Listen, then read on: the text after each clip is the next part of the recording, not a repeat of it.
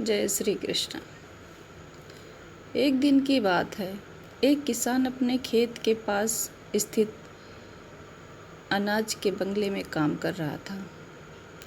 काम के दौरान उसकी घड़ी कहीं खो गई।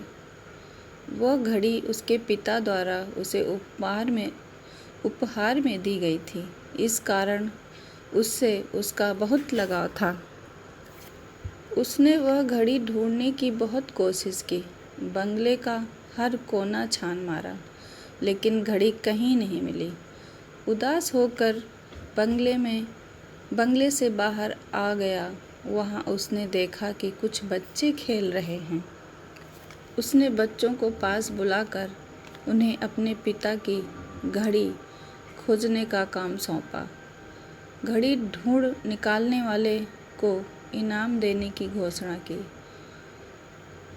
इनाम के लालच में बच्चे तुरंत मान गए। बंगले के अंदर जाकर बच्चे घड़ी की खोज में लग गए। इधर उधर, यहाँ वहाँ, हर जगह खोजने पर भी घड़ी नहीं मिल पाई। बच्चे थक गए और उन्होंने हार मान ली। किसान ने जब घड़ी मिलने की आस खो दी, बच्चों के जाने के बाद वह बंगले में उदास बैठा था। तभी एक बच्चा वापस आया और किसान से बोला कि वह एक बार फिर से घड़ी ढूंढने की कोशिश करना चाहता है। किसान ने हामी भर दी। बच्चा कोठी के भीतर गया और कुछ ही देर में बाहर आ गया।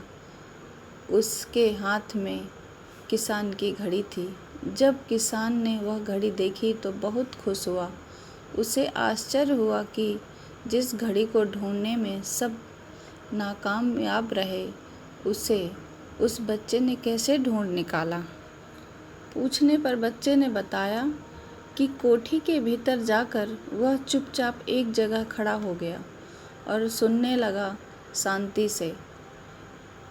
उसे घड़ी की टिक टिक की आवाज़ सुनाई पड़ी और उस आवाज़ की दिशा में खोजने पर उसे वह घड़ी मिल गई। किसान ने बच्चे को शाबाशी दी और इनाम देकर विदा किया। सीख जीवन की।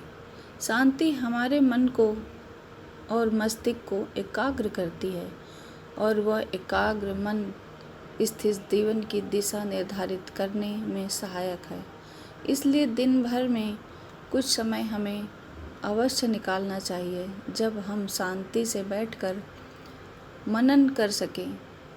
अन्यथा और शोरगुल भरी इस दुनिया में हम उलझ कर रह जाएंगे। हम कभी नहीं खुद को जान पाएंगे, ना अपने मन को। बस दुनिया की भीड़ में चलते चलते जाएंगे। जब आँख खुलेगी तो बस पछतावा होगा कि जीवन की ये दिशा हमने कैसे निर्धारित कर ली। हम चाहते तो कुछ और अच्छा कर सकते थे, जबकि वास्तव में हमने तो वही किया जो दुनिया ने कहा। अपने मन की बात सुनने का तो हमने समय ही नहीं निकाला।